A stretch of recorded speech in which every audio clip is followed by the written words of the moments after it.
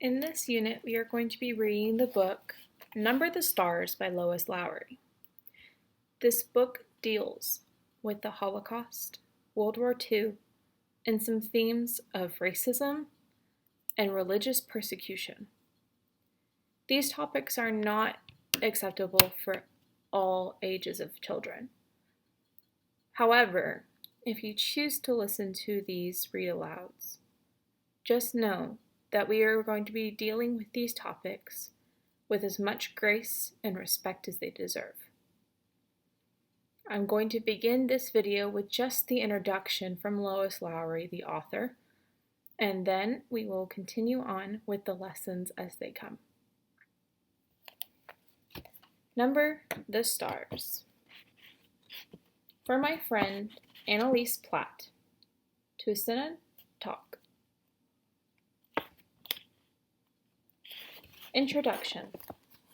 It's hard to believe that I wrote Number the Stars more than 20 years ago.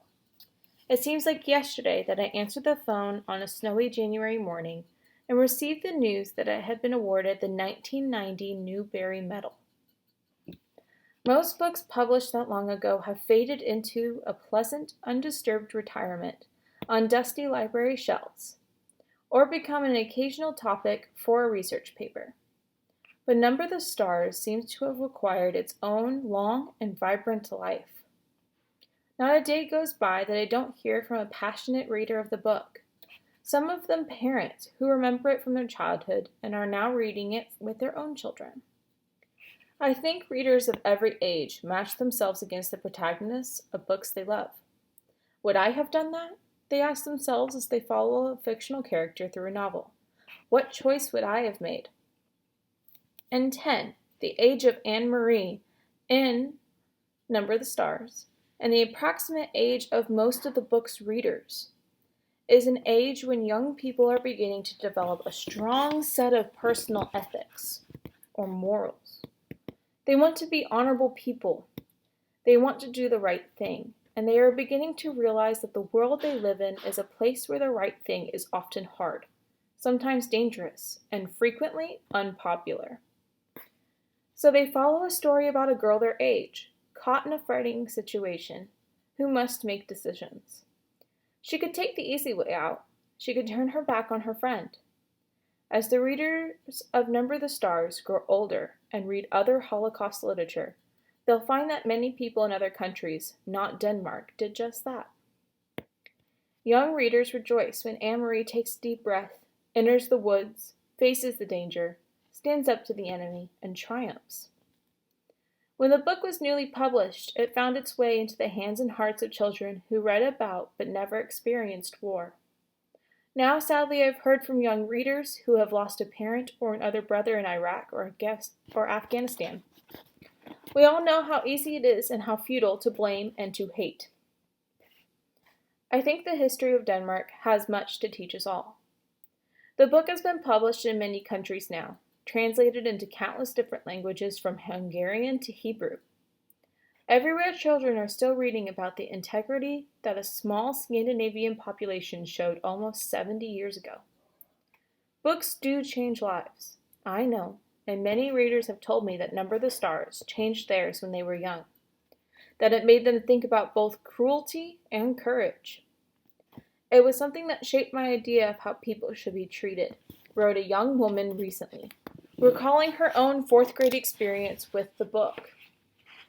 The Danish friend who originally told me the story of her childhood in Copenhagen in 1943, and who became the prototype for the fictional Anne-Marie, is an old woman now. So am I. We both love thinking of the children reading the story today, coming to it for the first time and realizing that once, for a brief time and in a small place, a group of prejudice-free people honored the humanity of others. Lois Lowry. I'm going to read the back of the book, which has a small description of what lies ahead. As I preferenced in the beginning of this video, this book is hard and it deals with topics that, unfortunately, we need to revisit as a country and we need to revisit as educators in our classrooms. How brave are you, little Anne Marie? It is 1943, and for Anne Marie Johansen, life in Copenhagen is a complicated mix of ordinary home and school time, food shortages, and the constant presence of Nazi soldiers. Bravery seems a vague virtue, one possessed by dragon-slaying knights and the bedtime stories she tells her younger sister, Kirsty.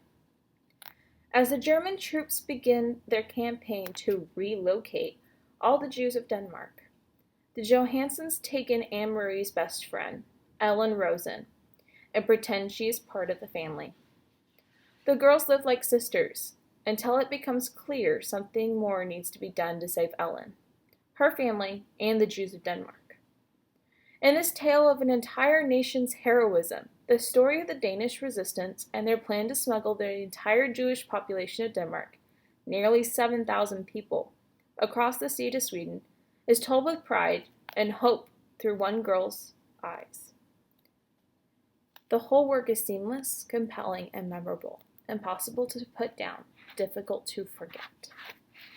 As we read this novel together, remember that you can be brave, and that we will learn what bravery looks like and how real change can occur.